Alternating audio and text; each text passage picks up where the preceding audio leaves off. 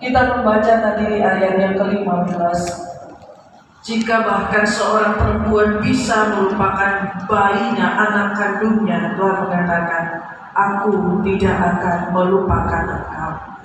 Aku melukiskan engkau di telapak tanganku. Melukis ini bukan melukis dengan cat yang lembut, Bapak Ibu. Kalau lukisan cat itu geli-geli di tangan kita ya.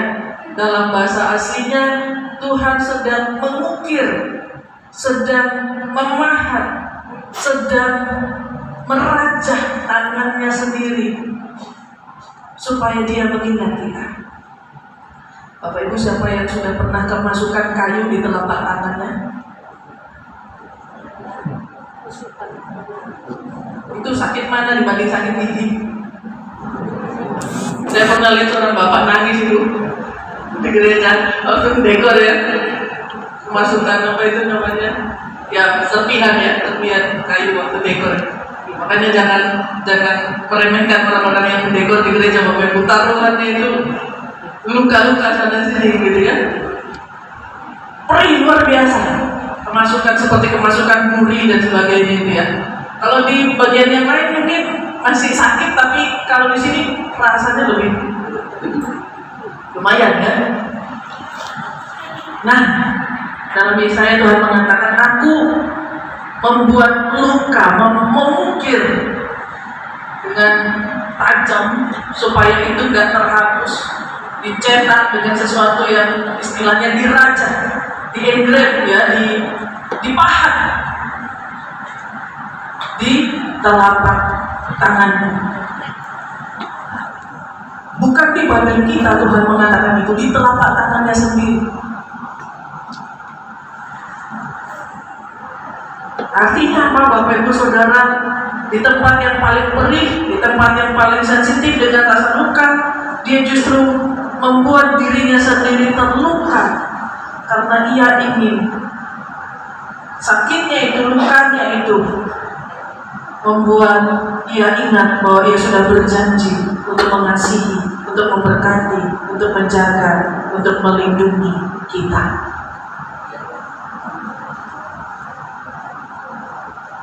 Zaman sekarang tato itu banyak orang pakai itu gaya-gayaan gitu ya.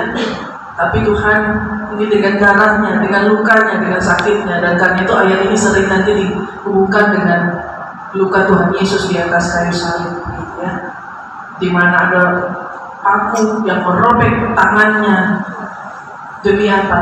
Demi mempertahankan dia, tidak mau menyerahkan kita pada maut kekal itu. Itu yang pertama. Yang kedua, Tuhan mengatakan, lihat aku melukis engkau di telapak tanganku, tembok-tembokmu senantiasa di pelupuk mataku. Bapak Ibu tahu, mungkin yang sudah sering baca Perjanjian Lama tahu, tembok itu lambang perlindungan. Ketika orang Israel berkeliling 1 minggu mengelilingi tembok Yeriko dan temboknya runtuh, pasti kalah sudah Yeriko.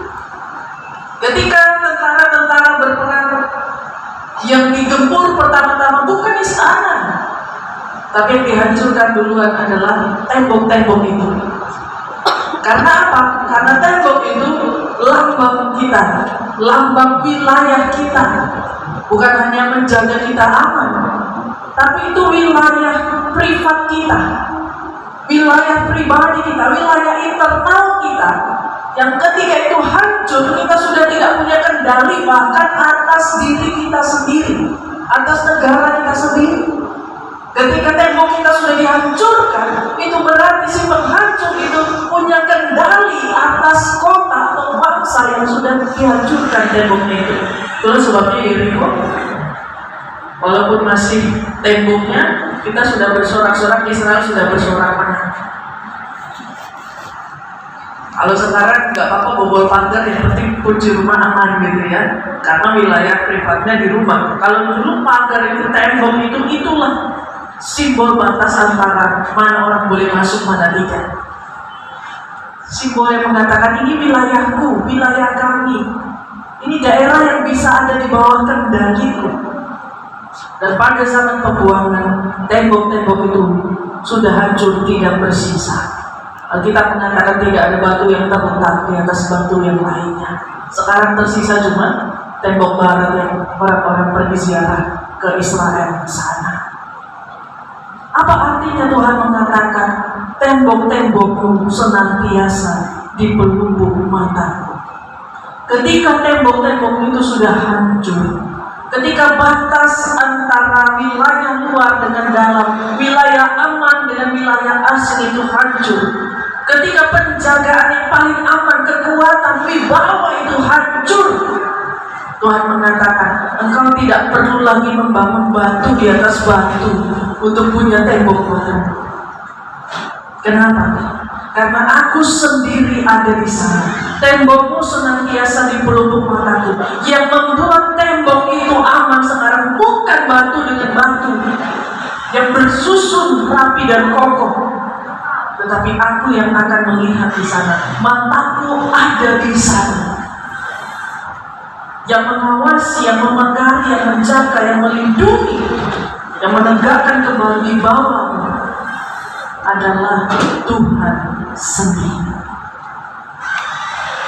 Saudara, ada banyak dari kita yang merasa mungkin hal-hal yang penting, yang fatal sudah hancur ketika orang-orang yang kita kasih sudah tidak ada di sekitar kita. Apa yang paling kokoh mungkin dalam hidup kita ketika itu sudah runtuh, kita tidak berdaya dan sudah menyerah. Dan manusiawi, kalau selama ini orang-orang yang menjadi tumpuan kehidupan kita tidak ada lagi, mau digantikan sama orang lain itu pasti beda. Saya ingat dulu bagaimana ketika para ibu yang biasanya bersama dengan pasangannya ke gereja, aman, tidak pernah mikir. Kenapa? Karena selalu dibonceng dari bawah begitu ya. Sekarang harus mikir dulu, aku berangkat dengan siapa ya, bagaimana ya cara ke sana ya, mau kemana-mana, mau melakukan sesuatu, ada yang bisa diajak bertukar pikiran, ada yang bisa diajak untuk berdebat, tapi kemudian tidak ada lagi. Hal-hal sepele mungkin, tapi kalau itu hilang, goncangannya besar. Tidak mudah untuk cari ganti yang bisa sama persis, bahkan mungkin anak sendiri gak bisa menggantikan posisi itu. Lain. Teman sendiri mau masuk menolong pun lain, gak bisa. Karena ada yang hanya orang-orang tertentu saja yang sudah nyambung, sudah klik dengan kita. Tapi mengapa Tuhan izinkan itu terjadi, Bapak Ibu? Kenapa seolah-olah Tuhan mengambil pilar penting, tembok yang kokoh itu dalam kehidupan kita, menghancurkannya? Bukan karena Tuhan tidak sayang pada kita. Kokohnya pilar itu sudah pernah diberikan. Bantuan, pertolongan dari orang-orang penting itu sudah pernah ada. Tapi Tuhan mau supaya tembok-tembok kita bukan lagi hanya manusia. Akan ada satu titik di mana semua kita, Bapak Ibu, akan belajar pada tembok yang paling kokoh yang sejati, yaitu Tuhan sendiri. Entah Bapak Ibu sudah mengalaminya atau akan mengalaminya, kita semua akan ada di titik di mana betul ada orang-orang, betul ada penolong-penolong yang baik, tetapi kita pada akhirnya akan datang kepada Tuhan dan meminta bahwa Tuhanlah yang betul-betul penolong sejati dalam kehidupan kita. Mulai dari Januari, keluarga besar Bu Ana, keluarga besar Naliman, dan keluarga besar Chandra sudah luar biasa berjuang. Tapi sekali lagi pada hari ini saya mau mengatakan bahwa yang paling banyak berjuang bukan manusia, tapi Tuhan. Tuhanlah yang tidak pernah menyerah. Tuhanlah yang tidak pernah memasrahkan Bu Ana dan kita semua keluarga besar untuk terus-menerus ada di dalam duka. Kalau Tuhan tidak pernah menyerah, maka kita punya sandaran, kita punya alasan untuk bisa tenang. Dan kita tahu Tuhan tidak akan pernah menyerah untuk menjaga, melindungi, dan memberkati kita. Karena kita tahu bahwa Tuhan tidak akan pernah menyerah, maka walaupun sandaran pengganti yang lain itu tidak memuaskan kita, tapi kita akan menemukan bahwa di dalam Allah kekuatan yang diberikannya cukup.